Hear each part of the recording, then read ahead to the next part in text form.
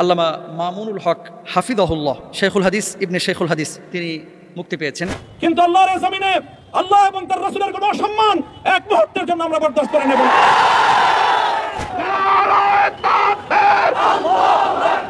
মামুনুল হক আসছে,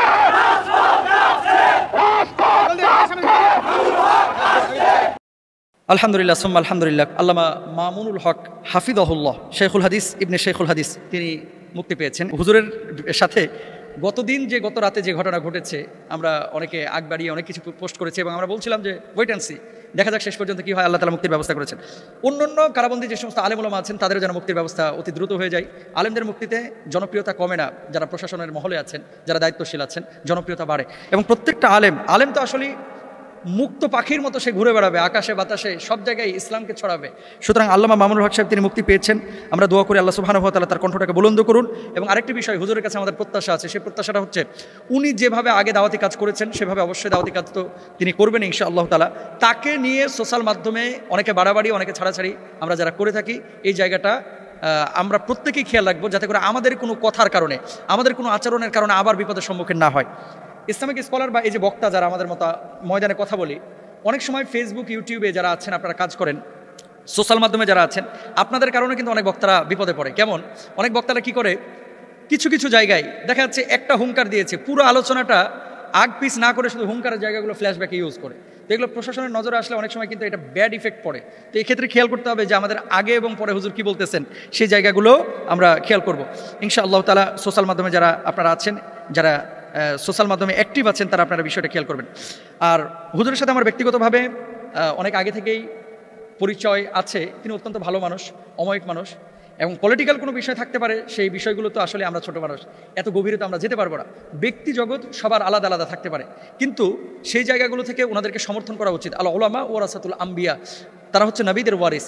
তিনি বুখারী শরীফ পড়ান, তিনি হাদিসের কিতাবগুলো পড়ান। যারা হাদিস পড়ান, সনদ খেয়াল করলে দেখবেন একটার পর একটা ওস্তাদ কিন্তু এক জায়গায় গিয়ে ঠেকেছে, একেবারে রাসূল আকরাম সাল্লাল্লাহু আলাইহি ওয়াসাল্লামের সাহাবীদের থেকে নিয়ে সাহাবী পর্যন্ত, তাবেঈ পর্যন্ত, তারপর আল্লাহ রাসূল সাল্লাল্লাহু আলাইহি ওয়াসাল্লামের পর্যন্ত এই সনদগুলো মিলানো যায়। অনেক স্কলার আছে বাংলাদেশে যে তার ওস্তাদ সেই, তার ওস্তাদ সেই, তার ওস্তাদ সেই, এভাবে ইমাম বুখারী রাহিমাহুল্লাহ পর্যন্ত ঠেকেছে, তারপরে সেখান থেকে আল্লাহ রাসূল সাল্লাল্লাহু আলাইহি ওয়াসাল্লাম পর্যন্ত ঠেকেছে। তো ওনারা হাদিসের দাস দিয়ে থাকেন এবং মুহাদ্দিস, তারা হচ্ছে নবীদের ওয়ারিস। আলেমদেরকে ভালোবাসলে আল্লাহ সুবহানাহু ওয়া তাআলা খুশি হন, এবং আলেমকে ভালোবাসা বলে নবীকে ভালোবাসা, নবীকে ভালোবাসা মানে আল্লাহ সুবহানাহু ওয়া তাআলাকে ভালোবাসা। সবসময় আলেমদের প্রতি আমরা ভালো ধারণা রাখবো এবং তাদেরকে মহব্বত করবো, আল্লাহ তাআলাকে মহব্বত করা হবে ইনশাআল্লাহ তাআলা।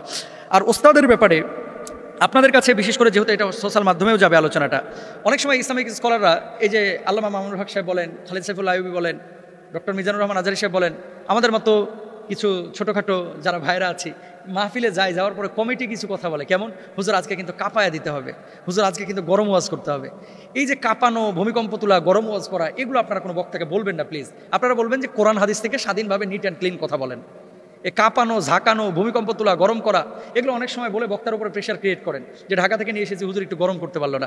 এই ধরনের আচরণগুলো আল্লাহ তাআলা আমাদেরকে যেন না করান, আমরা সবাই চেষ্টা করব। হুজুর মুক্ত বাতাসে এসেছেন, আল্লাহ তাআলা তাকে নিয়ে এসেছেন, তিনি আমাদের মধ্যে থাকবেন ইনশাআল্লাহ তাআলা। তার হায়াতে, রিজকে, আইলমে, আমলে বারাকা দান করেন। এই 3 বছর যে ক্ষতিটা হয়েছে উনি ময়দানে না থাকার কারণে, এই ক্ষতিটা পুষিয়ে আবার যেন তিনি দাওয়াতি ময়দানে কাজ করতে পারে, আল্লাহ সুবহানাহু ওয়া তাআলা সেই তৌফিক সবাইকে দান করুন, হক কথাগুলো যেন সুন্দরভাবে বলতে পারে।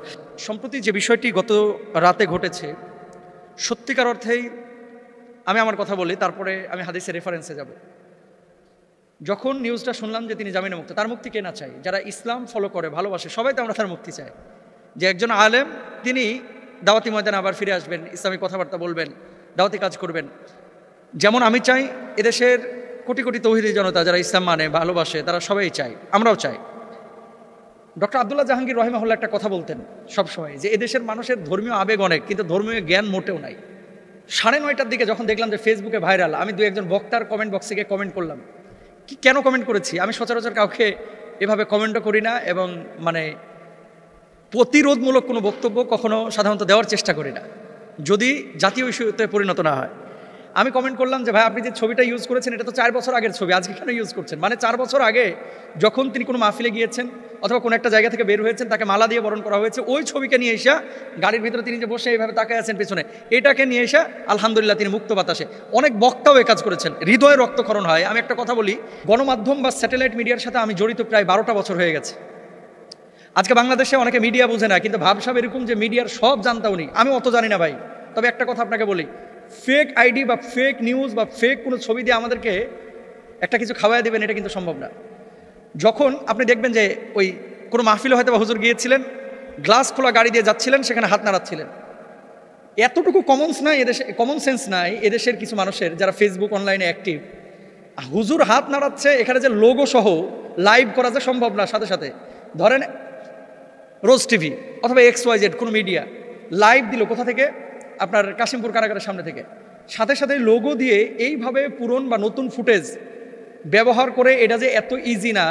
আর একটা ছবি যখন আপনি দেখতেছেন যে এখানে ঘোলাটে একটা ছবি বের হয়েছে, তারপরে এখানে গাড়ির মধ্যে যেই জোয়ারটা, এর আশপাশে কাশিমপুর কারাগারে কোনো কিছুই নাই, এরকম একটা লোগো যুক্ত পুরনো ছবি পাইলেন আর ধুমায়া শেয়ার করলেন যে তিনি বের হয়ে গেছেন, এই যে হাত নাড়াচ্ছেন। রাসূল সাল্লাল্লাহু আলাইহি ওয়াসাল্লাম কি বলেছেন? কাফা বিল মারই কাযিবান আইয়ু হাদিসা বিকুল্লি মা সামিয়া।